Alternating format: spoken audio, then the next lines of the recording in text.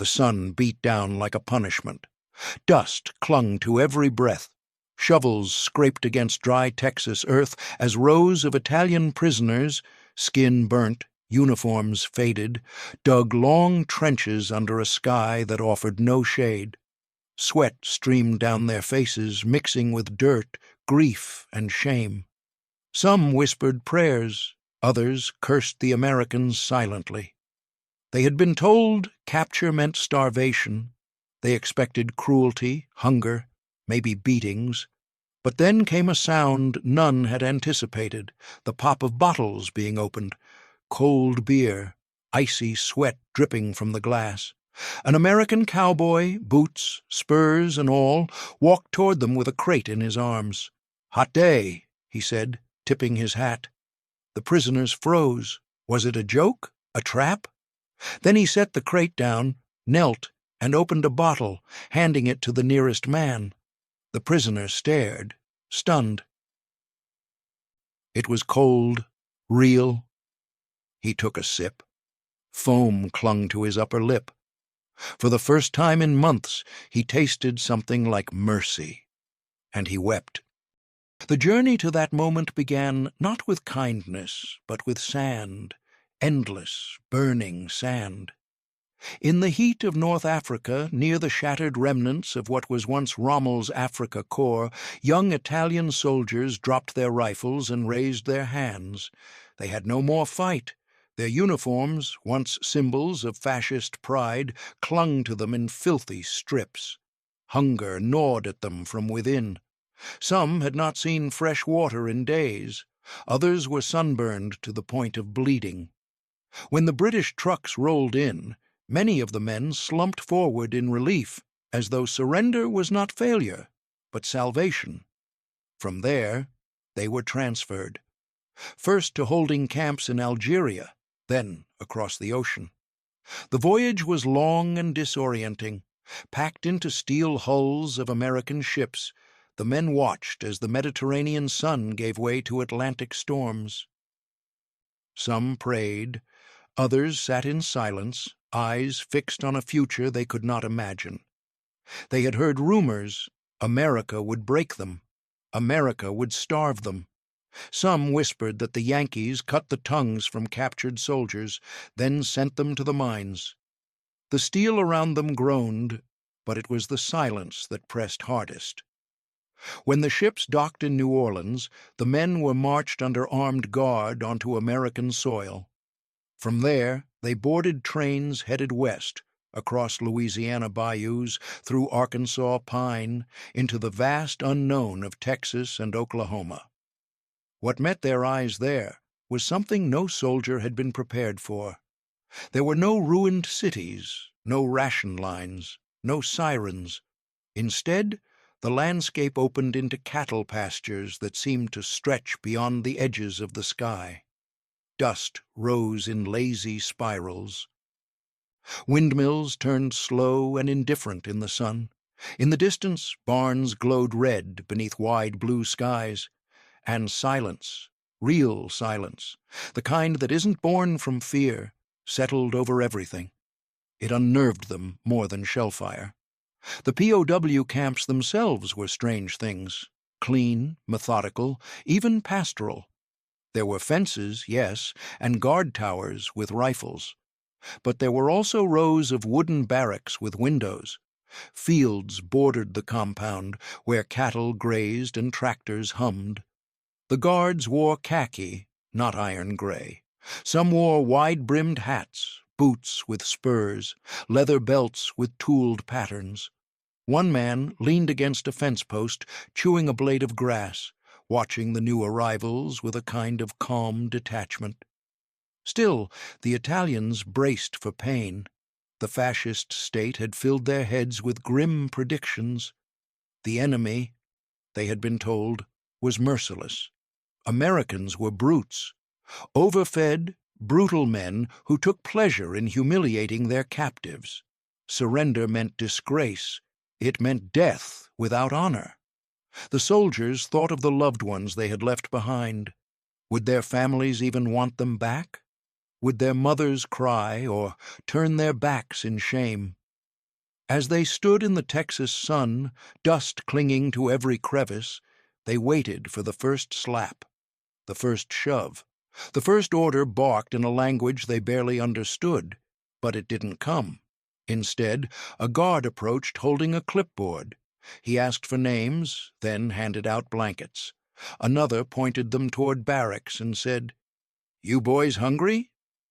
That night, the men lay on thin mattresses, staring at ceilings made of pine planks, breathing in air that didn't smell like burning.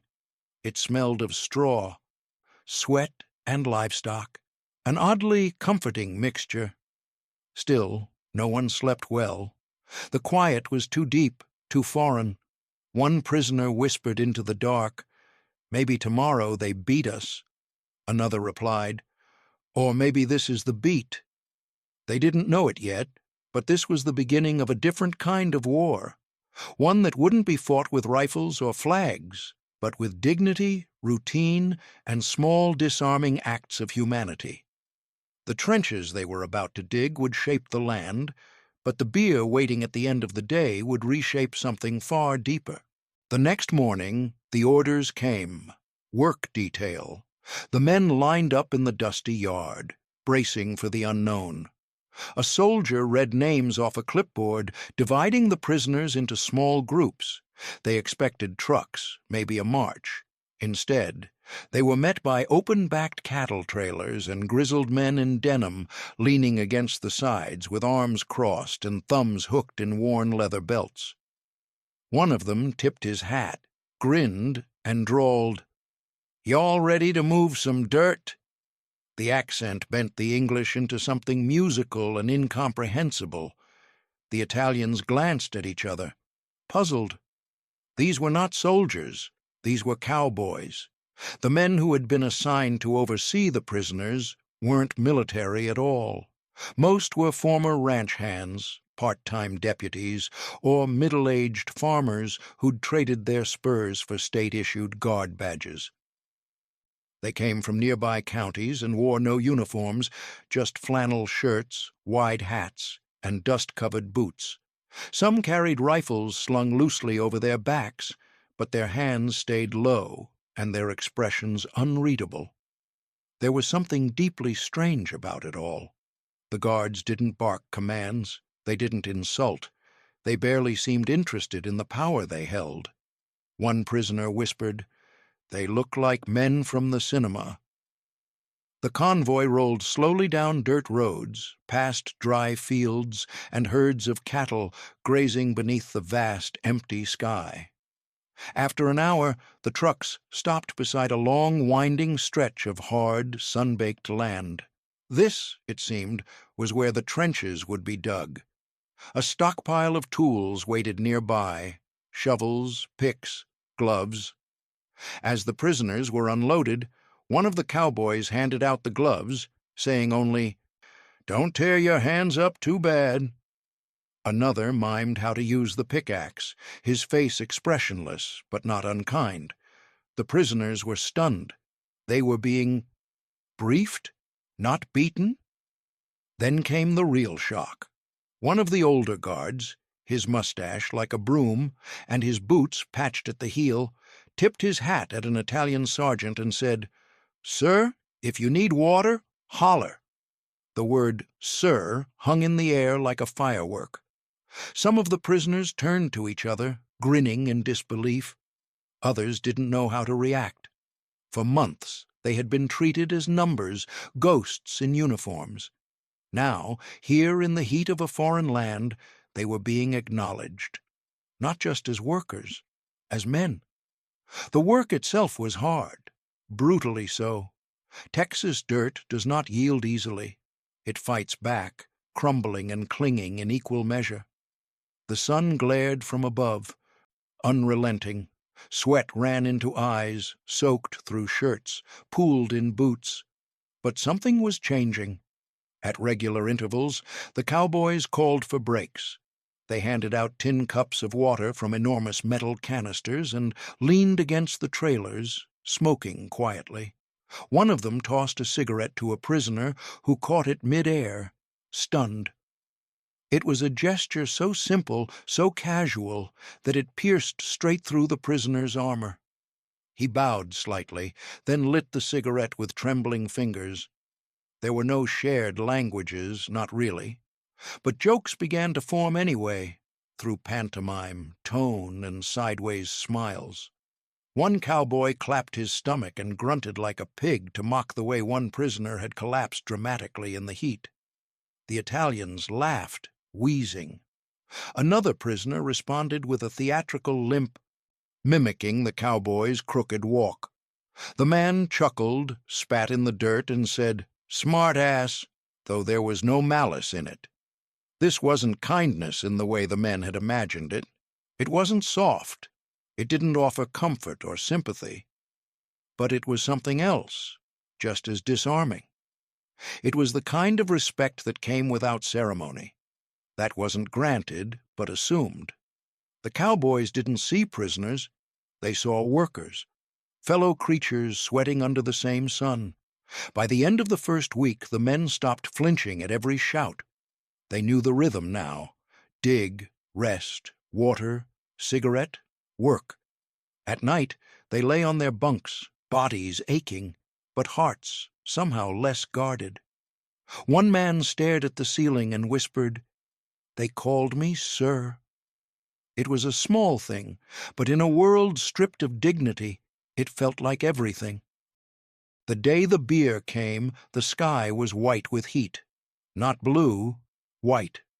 Bleached and glaring like the surface of a hot plate. The kind of heat that bends light and warps time, where seconds feel like hours and the air tastes of iron. The men had been digging since morning, cutting into the parched land like ants against a mountain. Their shirts were soaked through, clinging to their ribs. Their hands, even gloved, blistered and burned. Dust clung to their teeth, to their lashes, to the sweat in their eyes. Some worked in silence.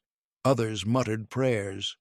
One man dug while humming a hymn his mother used to sing, but the notes fell apart in the heat. It was too hot to talk, too hot to think. One prisoner collapsed beside a trench and didn't rise right away. A cowboy walked over slowly, crouched beside him, and handed him a canteen without a word.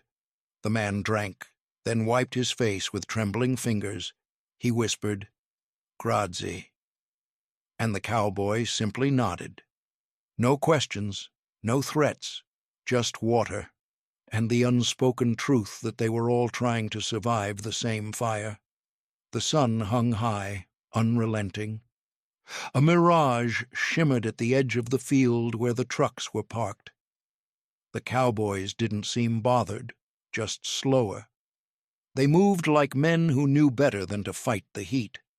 They chewed tobacco, rolled cigarettes, adjusted their hats. And then, without warning, one of them returned from the truck with a crate cradled in both arms. The bottles clinked. It wasn't a speech. It wasn't a declaration. He simply walked across the red dirt with the crate, set it down in the middle of the worksite, and pulled out a bottle. Brown glass. Condensation beading down the sides like sweat. He opened it with a flick of a pocket knife and handed it to the nearest man. The Italian prisoner stared at it like it might explode. He looked from the bottle to the cowboy, then to the others. No one moved. It was absurd. It was impossible. He had not tasted beer in years. He hadn't imagined ever being offered anything but orders, let alone refreshment. The cowboy tilted his head. "Go on." The man took the bottle. It was cold. Really, truly cold. He brought it to his lips and sipped. The taste hit like memory. Hops, bitterness, foam. His throat tightened. Not from the drink, but from something deeper, something unspoken that curled up in his chest like shame and wonder tangled together. Another bottle was passed. Then another. No cheers, no toasts, just silence. It wasn't a celebration. It was something quieter, more radical. Respect. The Italians drank slowly, cautiously, almost reverently. The cowboy sat down in the dust beside them, lit a cigarette, and didn't say a word. For men who had been taught that the enemy was a monster, that surrender was disgrace, that captivity meant degradation, this moment shattered everything. Not because it was grand, but because it wasn't, because it was so normal. That moment, a cowboy handing a cold beer to a man who thought he'd be beaten, is one of the most disarming acts of wartime humanity you'll ever hear about. If you're watching from somewhere with a story like this in your family, or just curious how POWs lived, leave us a comment below and tell us where you're watching from. And if you're enjoying this journey through history, don't forget to like this video.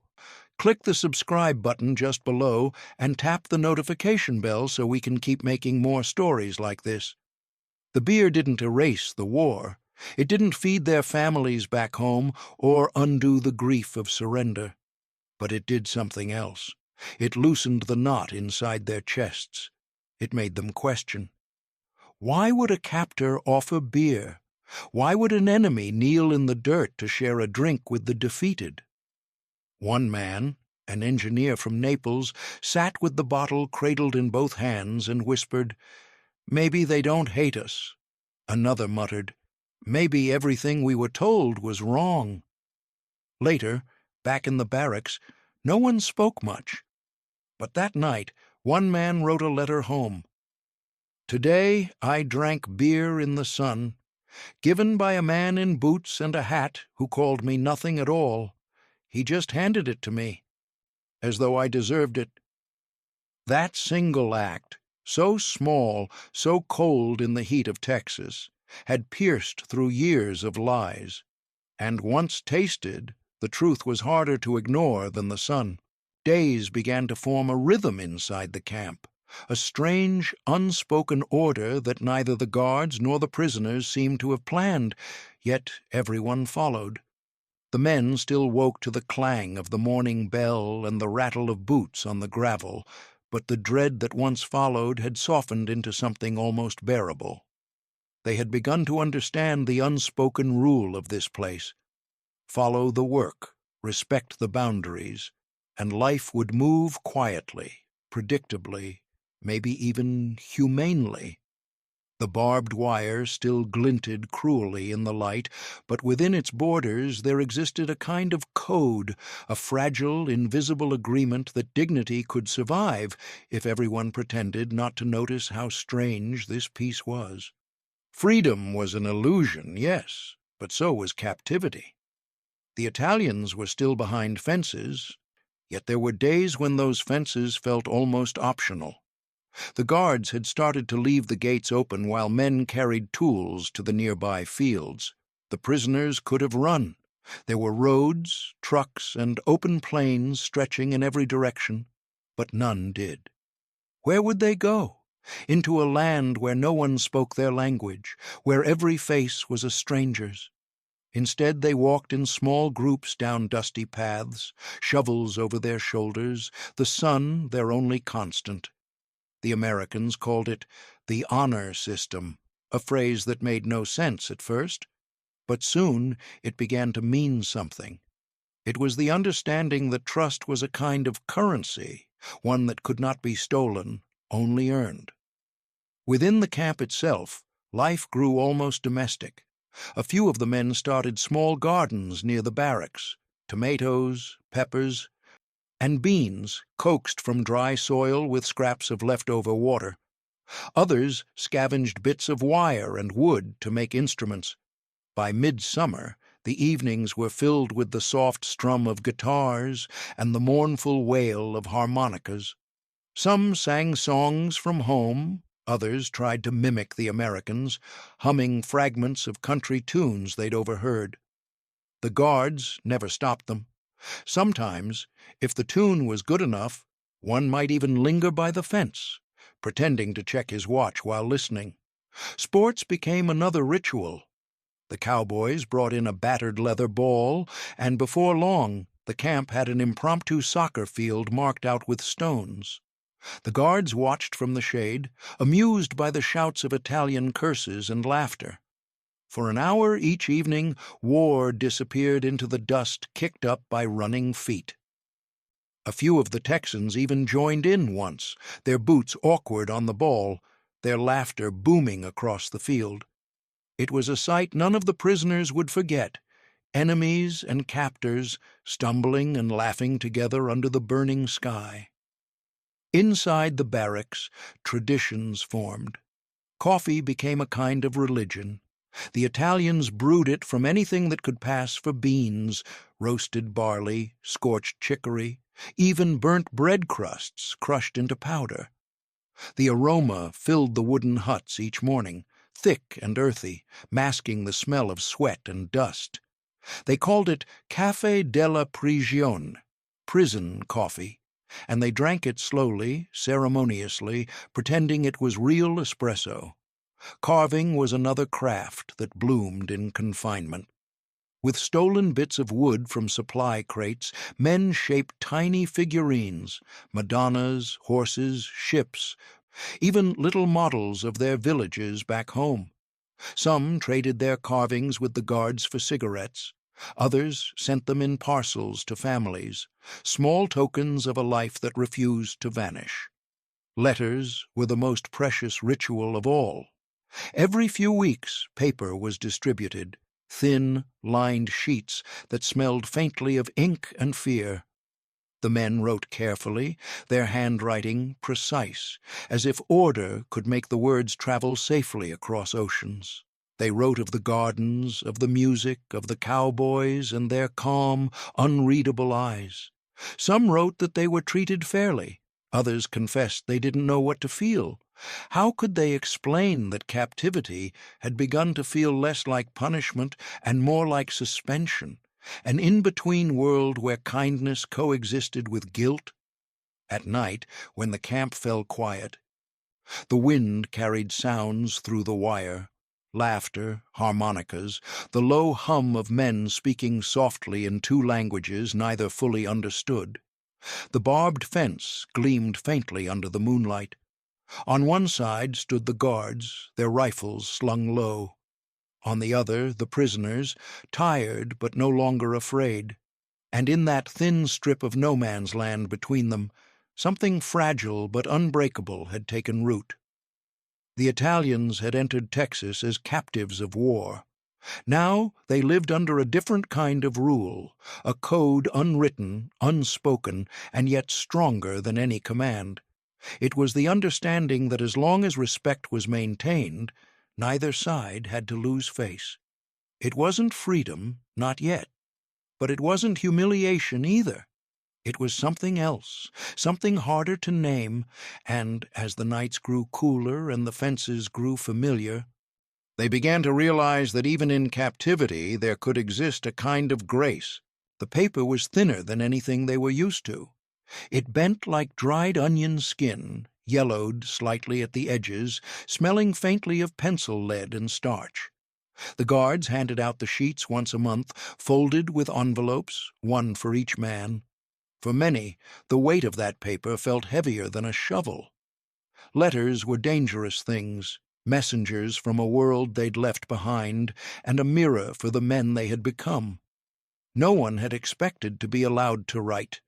Prisoners of war, they thought, didn't get words. But here in the quiet barracks of Texas, the rules bent in unexpected ways.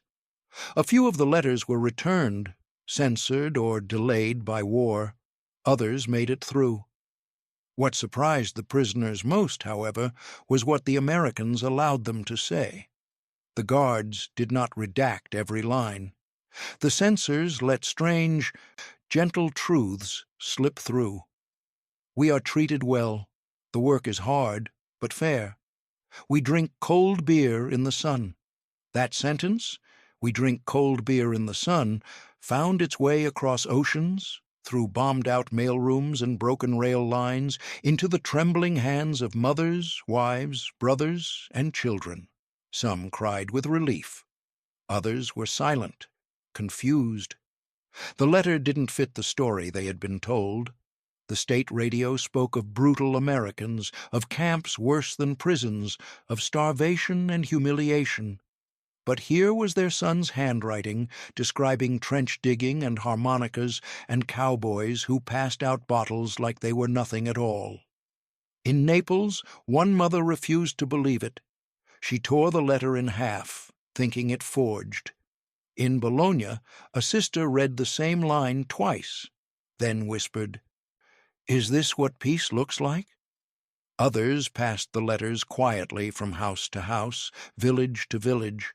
They were scraps of something unreal, glimpses into a world that shouldn't have existed, not during wartime. The words were not elaborate. Many prisoners wrote simply, cautiously, still unsure if honesty was safe. "They don't hit us. There is meat in the stew." The guards speak calmly, but each detail chipped away at the myths that had been wrapped around their hearts for years. Some dared to add more. "We plant gardens. We play soccer. One of the guards gave me his gloves when mine tore." For the prisoners, writing these things was more than a duty. It was a reckoning. They were not just reporting. They were processing. Each line helped make sense of the slow transformation they were living. Men who had once marched under Mussolini's banners now woke at dawn to dig ditches, drink coffee made from burnt bread, and trade carved figurines for cigarettes. They were not quite soldiers, not quite captives, something in between. What shocked them most was that their letters weren't taken as confessions or weaknesses. The guards read them, yes, but with a kind of bureaucratic boredom. It was as if the Americans weren't afraid of the truth escaping. In fact, it seemed they wanted it to. In the evenings, some prisoners would read aloud the words they had written, testing them for sound and sense. The line about cold beer became a running joke. "Don't forget to mention the bacon next time," one would say, and the others would laugh, softly, almost guiltily. But behind the humor was a slow and unsettling realization. They were being treated more like workers than enemies, like men. And that forced a deeper question, one harder to write. What are we now? One man, who had once sworn loyalty to the fascist cause, now found himself writing about sunsets over cattle fields and the way the wind carried the smell of rain through the barracks. He ended his letter not with "Long live Italy," but with, "I hope you are warm. I hope you have enough to eat." That was all. The transformation was not dramatic. It was slow, almost invisible, but it was there, in the pencils gripped with cracked hands, in the careful phrasing of mercy wrapped in dust, in the realization that dignity didn't come from victory, but from small moments of humanity. And it had crossed the fence line, folded into paper. Carried in sacks, whispered across oceans. Words, it turned out, could fight a different kind of war, one that didn't end in surrender, but in understanding. By the end of that long Texas summer, the fences no longer felt like barriers. They felt like boundaries of a strange new neighborhood. The prisoners had become a familiar sight on the dirt roads, tools slung over their shoulders, laughter trailing behind them like dust. What began as forced labor under watchful eyes had softened into something else entirely. The Texans in nearby towns, once wary, arms crossed at the sight of uniformed foreigners, now waved as the trucks rolled by. Some even stopped to offer a piece of fruit or a nod of recognition. It wasn't friendship, not quite, but it wasn't fear anymore either. It was the slow bloom of mutual curiosity. The prisoners didn't speak much English, and the locals didn't know Italian, but some things didn't need translation. A tipped hat, a shared cigarette, a nod toward a newborn calf or a blooming flower bed. These small gestures began to stitch invisible threads between the two worlds. The men noticed that not every guard kept their distance. One of the older cowboys began sharing stories, broken across languages, about his time in the Great War. He showed them a photograph of a young boy, his grandson. In return, an Italian carpenter carved him a tiny wooden horse, no bigger than a fist, polished smooth with oil and care. The man held it like it was gold. "For the kid," the prisoner said simply. Inside the camp, the blank walls of the mess hall had become a canvas. With scraps of paint salvaged from old supply crates, the prisoners began to make art. A young man from Florence, once a painter's apprentice, led the effort. Soon, color bloomed across the wood panels, rolling hills, grapevines, the rooftops of Rome. One wall bore a giant mural of the Virgin Mary surrounded by stars. Another, more playful, showed a cowboy shaking hands with a man in a tattered Italian uniform. The caption, painted below in shaky block letters, read, "Not so different, no?" Poetry appeared, too, scribbled on the backs of ration boxes and tacked to bunk posts.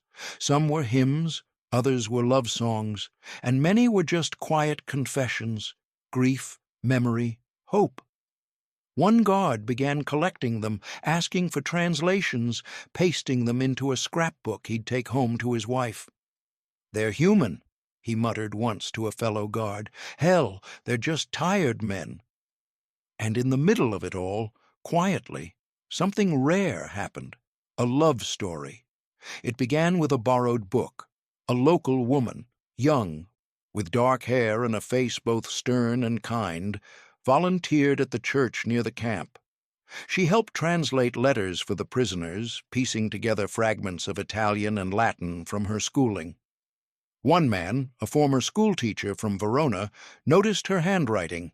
He began asking her for grammar tips. Then he started writing short sentences, then full pages. The guards noticed, of course. They watched with raised eyebrows and folded arms. But there was nothing overt. No touch, no promises, just long conversations through the chain-link fence, smiles passed like secrets, and letters folded inside hymn books. He wrote a poem for her once, nothing grand, just a line in broken English. "When I see the sun on your hair, I forget the war." She didn't reply, not with words, but she brought him a peach from her father's orchard. And that was enough. Of course it couldn't last. One day the pastor quietly told the woman that it was not proper. Not now, not with so many watching. The letters stopped, the meetings faded, but the memory didn't. Years later she would still keep one of his poems folded between the pages of her Bible, worn soft at the edges. And for the man, life in the camp continued. He kept digging, painting, writing. But something had changed. The war had taken his home, his brothers, his future. But here, in the red dirt of Texas, he had found a sliver of something sacred, a world where enemies could share books, where labor could feel like rhythm, where strangers could look at you and see a person, not a prisoner. The work went on, the trenches deepened, but now, when the sun set over the hills and music floated from the barracks, it wasn't just survival, it was something more, a life, small, borrowed, imperfect, but real. It was real until it wasn't. The peace, the routine, the quiet rituals of survival, they held for a time. But peace is never without shadows, especially in wartime, and soon the shadows began to grow. In the town nearest the camp, the newspaper ran a letter to the editor. "Why are enemy soldiers living better than some of our own?" It was written by a mother whose son had been killed in Sicily. She ended it simply, "My boy died fighting these men. Now they eat our bread." The words spread fast.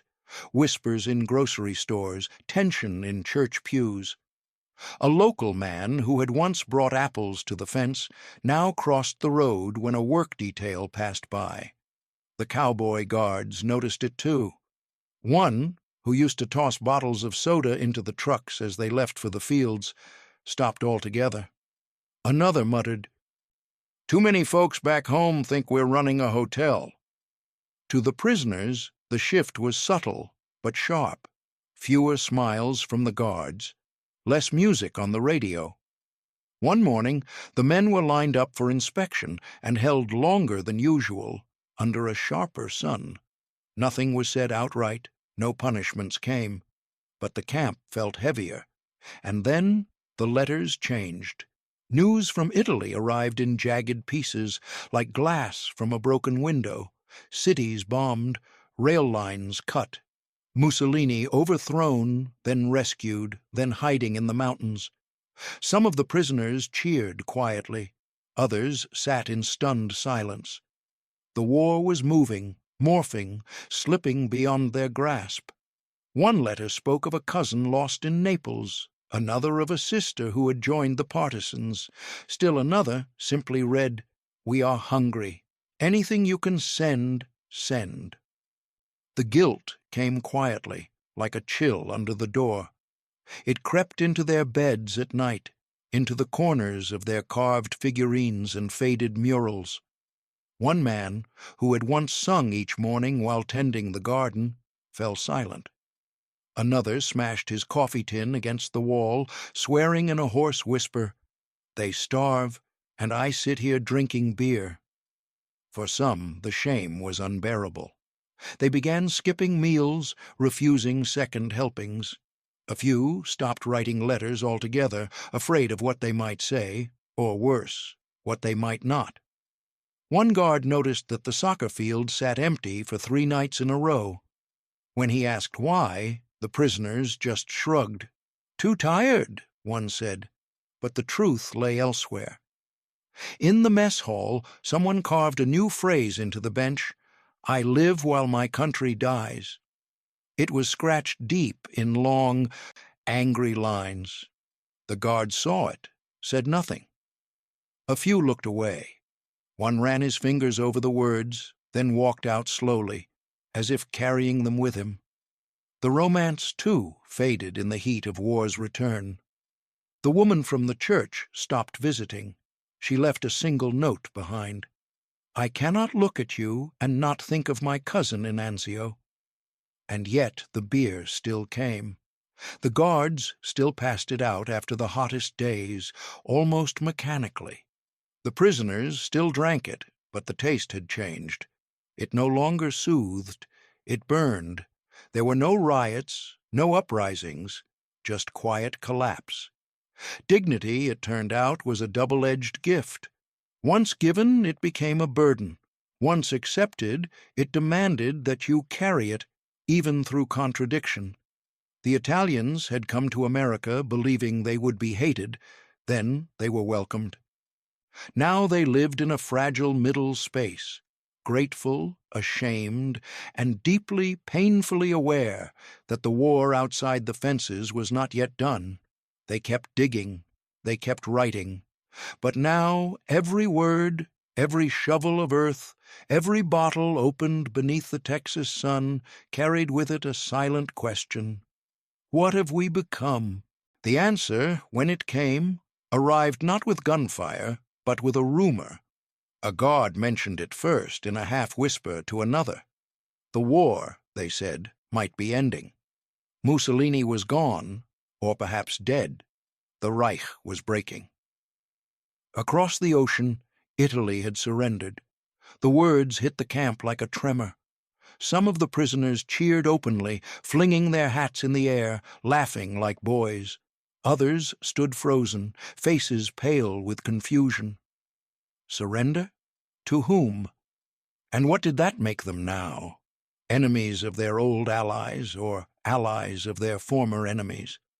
The silence that followed was heavier than any cheer. For days afterward, the air in the camp was thick with uncertainty. No one knew what came next. Some guards congratulated them awkwardly. Others avoided eye contact, unsure whether to treat the Italians as prisoners or as liberated men. The camp commandant gathered the senior prisoners one morning and read from a telegram. Italy has joined the Allied cause. You are now co-belligerents." The words sounded strange, even in English, like a riddle that couldn't be solved. Co-belligerents, not quite allies, not quite enemies, something in between. The announcement did not open the gates. The barbed wire still stood. The guard towers still loomed. But something inside those fences shifted. Men walked a little differently, some straighter, others more lost. The discipline that had once held the camp together began to fray at the edges. The laughter of the first weeks after surrender soon dissolved into something quieter, more uneasy. The war might have ended, but for the prisoners, the conflict had only moved inward. They waited for orders that never came. Days turned to weeks, weeks into months. The Americans explained that repatriation was complicated, ships were scarce, ports were ruined, and priorities lay elsewhere. Some men would stay until Europe stabilized. That could mean months, maybe years. The news fell like dust. The men nodded, then went back to their work, their music, their waiting. But waiting became its own kind of torment. The Italians had dreamed of home through every blister and sleepless night. Now that home drew closer, it frightened them. They had heard stories of prisoners returning to jeers, of families calling them cowards for being captured instead of dying in battle. "I dug trenches," one man whispered to another. "My brother died in one. How do I look my mother in the eye?" Guilt mixed with dread.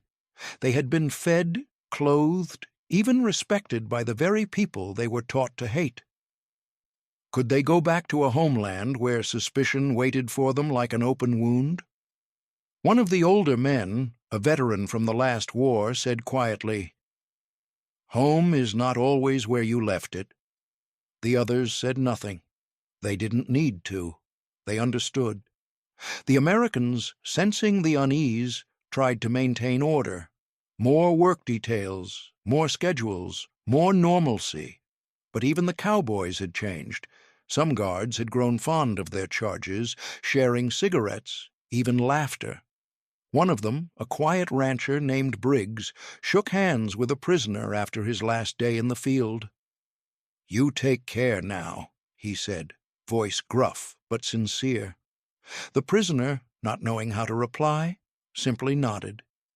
It was perhaps the most human goodbye either man had ever spoken. As autumn came, the nights grew cooler and the fields turned gold. The men talked less. They gathered near the fences after sunset, smoking in silence, watching the stars. Somewhere far away, cities lay in ruins, nations rebuilt themselves, and flags changed hands. But here, in the quiet heart of America, time seemed to stall. Letters arrived sporadically, some addressed to men who were no longer alive. They were passed around gently, their paper worn from too many hands. One man read his aloud, voice breaking. "We have little to eat, but we wait for you. They say you were with the enemy, but I do not care. You are my son." He folded it carefully and placed it under his pillow. That night he dreamt not of homecoming, but of fences that never opened.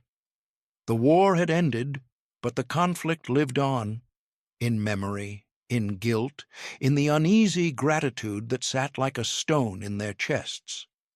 To the world, they were no longer prisoners. But to themselves, they would always be men caught between two nations, two loyalties, and two versions of truth. And for some, that was a captivity that no surrender could end. In the final days, the camp felt like a memory already beginning to fade. The air carried a strange mix of anticipation and dread. Trucks arrived, slowly at first, then more regularly, and names were called like prayers at dusk. Men packed what little they had, letters, carvings, scraps of poems folded into shirts. Some cried, others laughed nervously, and a few just stood by the gates, staring through the wire that had once seemed so impenetrable. The guards shook hands with some of them.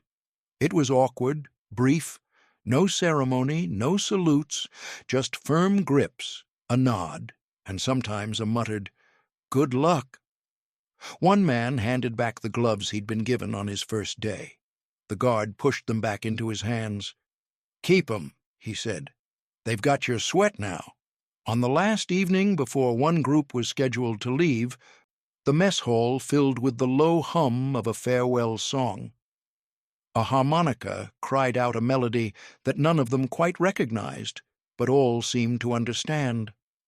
One of the cowboys leaned against the doorframe, arms crossed, listening with a far-off look in his eye.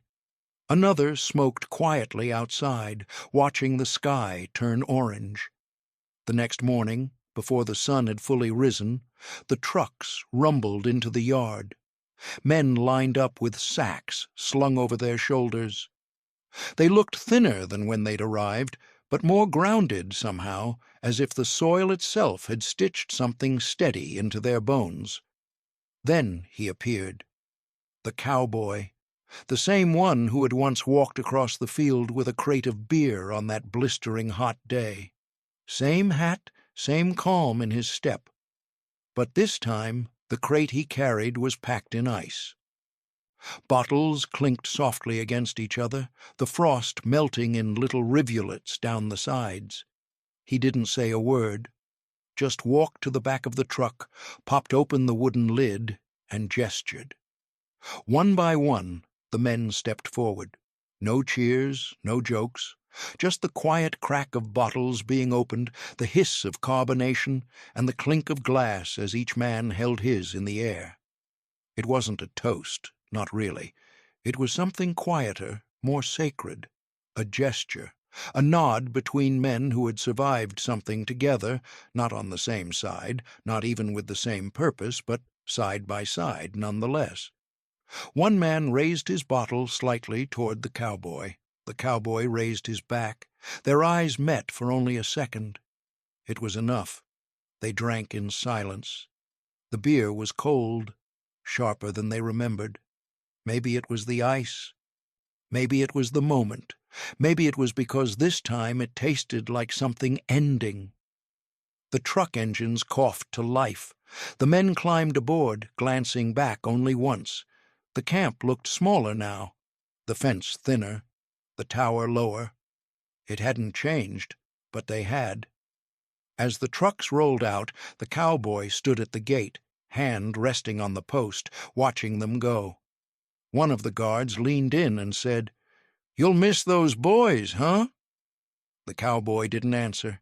He just nodded slowly, took one of the last bottles from the crate, and tipped it back. The dust rose behind the trucks. The sun crept higher, and for a moment the yard was quiet, completely, impossibly still. There were no banners, no anthems, just a crate of beer, half-melted ice, and the echo of boots that had once belonged to enemies, now carried by the same earth. The war was over, but something had been built here, something neither army could claim, something that didn't fit in a history book or a battlefield map, just men, work, dust, and the simplest act of all, a shared drink at the end of the road. Years passed. The dust of that Texas camp settled into history, buried under new grass, forgotten roads, and time's steady erasure. But for the men who had lived behind those fences, who had dug trenches, played soccer, carved statues, and drunk beer in the sun, it never disappeared. The memories stayed tucked in the folds of their lives, like old letters in drawers they rarely opened, but never threw away. Some of the men never went back. Not really. A handful returned to Italy and found themselves strangers in their own towns. Their accents felt different, their silence heavier. Some were greeted with suspicion, others with indifference. One man, once a soldier, took up work as a shoemaker and never spoke of the war again. When his son asked him about America, he said only, "They gave us gloves and cold water." But others couldn't let go. Some returned to America, not as prisoners this time, but as immigrants, volunteers, farmhands. One became a baker in Nebraska. Another married a woman he met years after his release and opened a diner on Route 66. They built lives here, humble and quiet, always with one foot in the past. In interviews years later, they rarely mentioned battles. They talked about the fences, the cowboy, the beer. In dusty archives and oral histories, their voices echo faintly.